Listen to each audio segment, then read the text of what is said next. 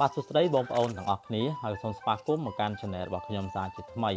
បាទចឹងសម្រាប់វីដេអូថ្ងៃដែរគឺខ្ញុំនឹងមក review ពី app មួយដែលទើបតែនឹងចេញទេគឺ app ហ្នឹងគឺមានឈ្មោះថា Towntube ហើយជា app របស់ខ្មែរយើងតែម្ដងបាទចឹង app នេះគឺយើងអាចរកលុយបានជាមួយវាគឺតាមរយៈការចូលមក like និងមើលវីដេអូដែលគេបានធ្វើការផុសនៅក្នុង app នេះតែម្ដងហើយសម្រាប់បងប្អូនទាំងអស់គ្នាដែលធ្វើការចុះឈ្មោះដំបូងហើយបានពេញលេខកូដរបស់អ្នកណែនាំណាគឺបងប្អូនទាំងអស់គ្នាទទួលបានទឹកប្រាក់$5ភ្លាមបាទចឹងគឺបងប្អូនដែលចូលមកលេងជាមួយកម្មវិធីនេះបងប្អូនចង់បានទឹកប្រាក់$5គឺបងប្អូនអាចធ្វើការបំពេញលេខកូដអ្នកណែនាំដើម្បីទទួលបានទឹកប្រាក់$5ហើយបើសិនបងប្អូនអ្នកគ្នាអត់ដាក់លេខកូដអ្នកណែនាំទេគឺបងប្អូនអត់ទទួលបានទឹកប្រាក់ចំនួន$5ពី app មួយទេបាទចឹងគឺ app មួយនេះគឺយើងងាយស្រួលរកលុយទេគឺនៅពេលយើងចូលមកធ្វើការ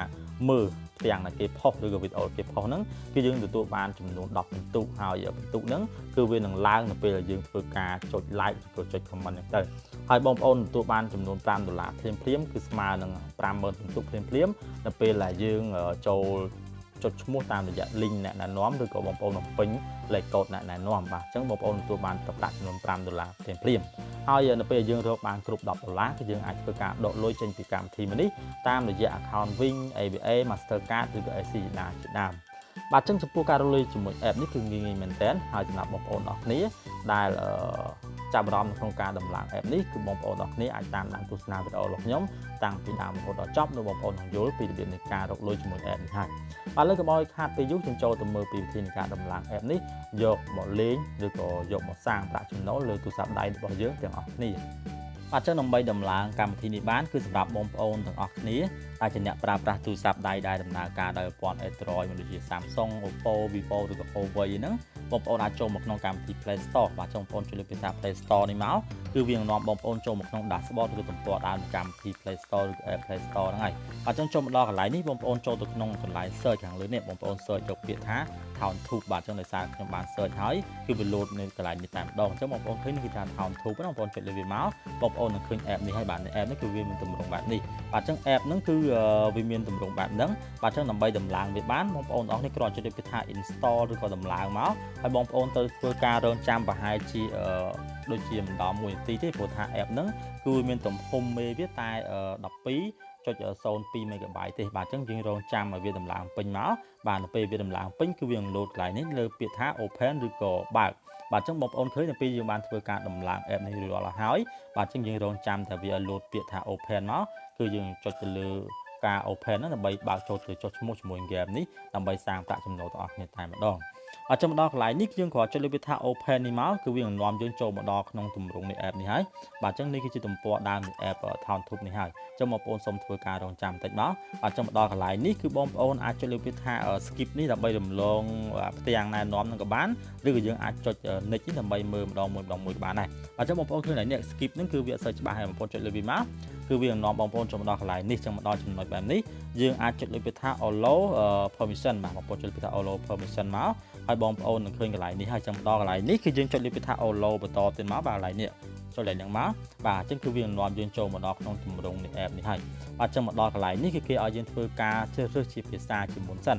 បាទអញ្ចឹងគឺដោយសារតែអ៊ីនធឺណិតរបស់ខ្ញុំវារៀង slow ណាបាទអញ្ចឹងកន្លែងនេះគេឲ្យយើងធ្វើការជ្រើសរើសជាភាសាហើយភាសាវាមានដូចជា5ភាសាមានតាំងពីថៃជប៉ុនអាមេរិកកូរ៉េនិងកម្ពុជាបាទអញ្ចឹងយើងអាចជ្រើសរើសជាភាសាកម្ពុជារបស់យើងមកភាសាខ្មែរយើងហ្នឹងគឺជាភាសាកំណើតបាទអញ្ចឹងបងប្អូនអាចជ្រើសភាសាខ្មែររបស់យើងមកបន្តទៀតបងប្អូនអាចចុចលើពាក្យថា select បាទ select មកគឺវានឹងនាំយើងចូលមកដល់ក្នុងទម្រង់នៃ app នេះតែម្ដងបាទអញ្ចឹងមកដល់កន្លែងនេះគឺគេឲ្យយើងធ្វើការចុះឈ្មោះដាក់ជាមុនសិនបាទអញ្ចឹងដើម្បីយើងធ្វើការចុះឈ្មោះបានបងប្អូនត្រូវចូលមកកន្លែងនេះបាទបងប្អូនចូលមកកន្លែងខាងលើនេះសញ្ញាត្រេ3បន្តទៀតបងប្អូននឹងឃើញហើយកន្លែងនេះគឺបងប្អូននឹងឃើញគេដាក់ថា login and register បងប្អូនចុចកន្លែងហ្នឹងមកដើម្បីយើងធ្វើការចុះឈ្មោះជាមួយវាបាទអញ្ចឹងយើងអាចធ្វើការចុះឈ្មោះបានតាមពីររបៀបទី1យើងអាចចុះឈ្មោះតាមរយៈលេខទូរស័ព្ទដៃហើយរបៀបទី2បងប្អូនអាចធ្វើការចុះឈ្មោះតាមរយៈ Gmail account របស់យើងបាទអញ្ចឹងបើសិនបងប្អូនទាំងអស់គ្នាអត់ទាន់មាន Gmail account បងប្អូនអាចធ្វើការចុះឈ្មោះតាមរយៈលេខទូរស័ព្ទដៃឬក៏បងប្អូនចុចលើពាក្យថា login with phone number ហ្នឹងមកបន្តមកទៀតគេនឹងឲ្យបងប្អូនធ្វើការបំពេញលេខទូរស័ព្ទរបស់យើងបាទអញ្ចឹងនៅពេលបងប្អូនធ្វើការបំពេញលេខទូរស័ព្ទបងប្អូនមិនចាំបាច់វាលេខ0មកទេព្រោះថាលេខកូដប្រទេសរបស់យើងគឺ855ហ្នឹង គឺវាចំនួនលេខ0ហើយឧទាហរណ៍ថាបងប្អូនប្រើប្រាស់លេខ077អញ្ចឹងបងប្អូនគ្រាន់វាលេខ77មកបន្តមកទៀតជាលេខ6ខ្សែខាងក្រោយមកបងប្អូនអាចចុចទៅពាក្យថានេះ send to the file code នេះមកនោះយើងអាចធ្វើការចុចឈ្មោះជាមួយវាបានហើយបាទអញ្ចឹងសម្រាប់ខ្ញុំនឹងធ្វើការចុចឈ្មោះជាមួយវាតាមរយៈ Gmail account បាទអញ្ចឹងយើងអាចចូលមកឡើងហ្នឹងមកខ្ញុំសូមជ្រើសយកពាក្យថា login with Google បាទសម្រាប់អ្នកគាត់ចង់ចុចឈ្មោះជាមួយ Google បងប្អូនចុចឡើងហ្នឹងមកបាទអញ្ចឹងនៅពេលបងប្អូនទាំងគ្នាធ្វើការជ្រើសរើសនៅការ login តាមរយៈ Gmail account គឺវានឹងបង្ហាញបងប្អូនឲ្យធ្វើការជ្រើសរើសជាមួយ Google account របស់យើងបាទអញ្ចឹងដោយសារតែទូរស័ព្ទដៃរបស់ខ្ញុំគឺវាមាន Gmail ច្រើនបាទអញ្ចឹងគឺតម្រូវខ្ញុំធ្វើការជ្រើសរើស Gmail មួយដើម្បីធ្វើការចុះឈ្មោះជាមួយវាបាទឥឡូវខ្ញុំសូមធ្វើការជ្រើសរើស Gmail មួយដើម្បីធ្វើការចុះឈ្មោះជាមួយនឹងកម្មវិធីនេះសិនបាទអញ្ចឹងយើងអាច select លើ Gmail មួយណាក៏បានដែរបាទអញ្ចឹងគឺវានឹងបង្ហាញបងប្អូនជាមួយទម្រង់មួយគឺជាទម្រង់ដែលយើងបានធ្វើការចុះឈ្មោះជោគជ័យជាមួយ app នេះបាទអញ្ចឹងមកដល់កន្លែងនេះគឺទាមទារបងប្អូនទាំងអស់ឲ្យធ្វើការបំពេញជា referral code ដើម្បីទទួលបានទឹកប្រាក់$5ពី app មួយនេះបាទអញ្ចឹងគឺបងប្អូនអាចចុចលើពាក្យថា reference code នេះមកបន្តមកទៀតគឺវាឲ្យបងប្អូនទាំងអស់គ្នាធ្វើការបំពេញជាលេខកូដរបស់អ្នកណែនាំបាទអញ្ចឹងសម្រាប់បងប្អូនទាំងអស់គ្នាដែលចង់បានទឹកប្រាក់$5ពី app មួយនេះទៅពេលយើងធ្វើការចុះឈ្មោះគឺយើងត្រូវតែបំពេញលេខកូដរបស់អ្នកណែនាំហើយសម្រាប់បងប្អូនដែលអត់មានលេខកូដអ្នកណែនាំទេគឺបងប្អូនអាចធ្វើការបំពេញលេខកូដរបស់ខ្ញុំម្នាក់មួយទៅដើម្បីទទួលបានទឹកប្រាក់$5ពី app មួយនេះបាទបាទអញ្ចឹងនៅពេលបងប្អូនទាំងអស់គ្នាធ្វើការបំពេញលេខកូដរបស់ខ្ញុំរួចរាល់ហើយបងប្អូនអាចចុចលើពាក្យថា send code ខាងក្រោមនេះនោះបងប្អូនទាំងអស់គ្នាទទួលបានទឹកប្រាក់ចំនួន$5ពី app នេះហើយបាទអញ្ចឹងដើម្បីយើងចូលទៅមើលទឹកប្រាក់យើងទទួលបានគឺបងប្អូនអាចចូលមកកន្លែងនេះបាទអញ្ចឹងឃើញថានៅពេលនេះយើងបានធ្វើការចុះឈ្មោះជោគជ័យជាមួយនឹងកម្មវិធី Towntube នេះហើយអញ្ចឹងយើងចូលទៅមើលពីទឹកប្រាក់ដែលយើងបានទទួលទៅពេលយើងដាក់លេខកូដរបស់អ្នកណែនាំណាបងប្អូនអាចចូលមកកន្លែងនេះបងប្អូនចូលមកកន្លែងសញ្ញាក្រេប3នេះមកបងប្អូនចុចលើវាបន្តមកទៀតបងប្អូនចូលមកមើលត្រង់ចំណុចពាក្យថា earning បងប្អូនចុចឡើងហ្នឹងមកគឺបងប្អូននឹងឃើញនេះគឺជាទឹកប្រាក់ចំនួន$5គឺស្មើនឹងចំនួន5k បាទ50k បាទគឺស្មើនឹងចំនួន50,000 ពិន្ទុបាទអញ្ចឹងគឺ50,000 ពិន្ទុគឺស្មើចំនួនទឹកប្រាក់$5បាទអញ្ចឹងនៅពេលបងប្អូនដាក់លេខកូដណែនាំគឺទៅបងប្អូនទាំងអស់គ្នាទទួលបានទឹកប្រាក់ចំនួន$5ហ្នឹងបាទអញ្ចឹងបើបងប្អូនទាំងអស់គ្នាធ្វើការដំឡើងកម្មវិធីនេះហើយអត់ដាក់លេខកូដណែនាំទេគឺយើងអត់ទទួលបានទឹកប្រាក់ទេបាទអញ្ចឹងគឺដើម្បីដកលុយចេញពី app នេះបានគឺតើតែយើងរកទឹកប្រាក់បន្ថែមណាគឺយើងរកទឹកប្រាក់បន្ថែម$5ទៀតបូកជាមួយទឹកប្រាក់ដែលយើងដាក់លេខកូដណែនាំបានចំនួន$5ហ្នឹងគឺសរុបទៅ$10គឺយើងអាចធ្វើការដកទឹកប្រាក់ចេញពីកម្មវិធីនេះបានហើយឥឡូវខ្ញុំនឹងបង្ហាញបងប្អូនអរគ្នាពីរបៀបនៃការរកលុយជាមួយនឹង app Towntube នេះតែម្ដងអញ្ចឹងយើងអាចចេញទៅវិញមកចូលទៅក្នុងផ្ទាំងដើមឬក៏ទំព័រដើមនៃ app នេះបាទអញ្ចឹងដើម្បីរកទឹកប្រាក់ជាមួយ app នេះបានអញ្ចឹងគឺបងប្អូនអរគ្នាត្រូវចូលទៅធ្វើការ like ឬក៏ចូលទៅការយើងចូលទៅមើលនៅក្នុងកន្លែងដែលគេបានផុសណាបាទអញ្ចឹងឧទាហរណ៍ថាឥឡូវបងប្អូនឃើញគេផុសអញ្ចឹងមួយបងប្អូនចុចលើវាមកបាទគឺវានឹងបង្ហាញបងប្អូនជាមួយទម្រង់បែបនេះអញ្ចឹងបងប្អូនអាចចូលទៅមើលវីដេអូនេះក៏បានឬក៏បងប្អូនគ្រាន់ចូលមកធ្វើការ like កន្លែងនេះក៏បានដែរបងប្អូន like មកដូចជាយើងធ្វើការ like ក្នុង Facebook ជាដើមអញ្ចឹងវាមាន sticker ដូចគ្នាអញ្ចឹងបងប្អូនគ្រាន់ឲ្យមេដៃមួយអញ្ចឹងទៅបាទបងប្អូនឲ្យមេដៃមួយអញ្ចឹងទៅបន្តមកទៀតយើងចូលទៅមើលបន្ទុករបស់យើងវិញបាទបងប្អូនឲ្យមេដៃមួយទៅឬក៏យើងអាចធ្វើការ play វីដេអូនេះតិចក៏បានដែរបាទអញ្ចឹងខ្ញុំអត់ហ៊ាន play ទេព្រោះថាវីដេអូនេះគឺជាវីដេអូដែលយកចេញពី YouTube អញ្ចឹងខ្លាចវាជាប់ copyright ណាបាទខ្ញុំអត់ហ៊ាន play ទេបាទអញ្ចឹងបងប្អូនគ្រាន់ធ្វើការ like ចឹងមកបងប្អូន like រូបអីក៏បានដែរបងប្អូន like រូបញឹមរូបសើចអីក៏បានដែរបន្តទៀតយើងធ្វើការចេញទៅវិញបាទចេញទៅវិញមកយើងអាចចូលធ្វើការ like រូបបន្តទៀតបាទបងប្អូនចុចលើរូបហ្នឹងមកបន្តទៀតយើងធ្វើការ like បាទបងប្អូនចុច like ចឹងមកដើម្បីឲ្យមិត្តភក្តិរបស់យើងណាហើយយើងចេញទៅវិញបាទអញ្ចឹងនៅពេលយើងចេញទៅវិញយើងចូលទៅមើលពិន្ទុរបស់យើងវិញបងប្អូនចូលមកមើលកន្លែងត្រេប3នេះមកចុចលើវាបន្តទៀតចូលលើពាក្យថា earning បាទបងប្អូនចូលលើពាក្យថា earning មកគឺបងប្អូននឹងឃើញពិន្ទុរបស់យើងវានឹងឡើងហើយបងប្អូនឃើញនៅពេលយើងចុះឈ្មោះដំបូងគឺយើងមានតែចំនួន50k តែប៉ុណ្ណោះអញ្ចឹងនៅពេលយើងចូលទៅមើលបាទយើងចូលទៅមើលឬក៏យើងចូលទៅចុច like លើរូប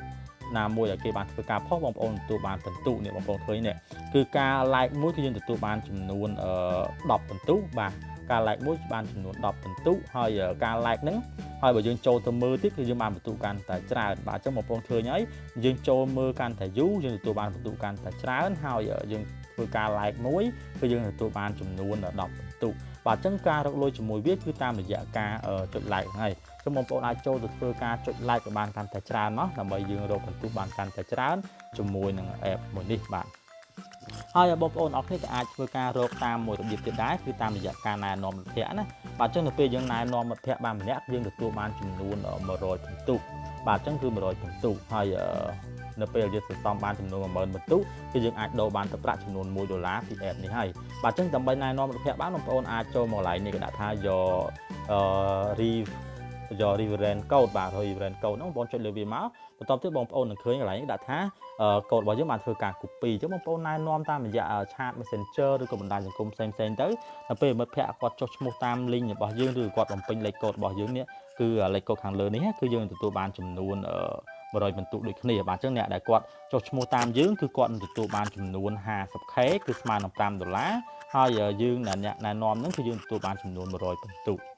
បាទអញ្ចឹងចំពោះការរកលុយជាមួយនឹងកម្មវិធីហ្នឹងគឺតាមរយៈការចុច like ចុចតាមរយៈការចូលទៅមើលវីដេអូឬក៏តាមរយៈការ comment បាទអញ្ចឹងបើសិនបងប្អូនអរគ្នាមានពេលច្រើនបងប្អូនក៏ចូលមកធ្វើការ like លើរូបអ្នកដទៃមកដូចថារូបហ្នឹងគឺគេយកមកផុសអញ្ចឹងបងប្អូនក៏ចុចលើហ្នឹងមកបងប្អូនចូលមក like តិចមកគឺបងប្អូនអរគ្នាទទួលបានពិន្ទុហើយបងប្អូនចូលមក like sticker អីក៏បានដែរបងប្អូន like ហើយបងប្អូនចូលទៅចេញទៅវិញមកយើងចូលទៅមើលកន្លែងសញ្ញាត្រេ3គឺបងប្អូននឹងអាចចូលទៅមើលពីទឹកប្រាក់យើងរកបានដែរបងប្អូនចូល like earning មក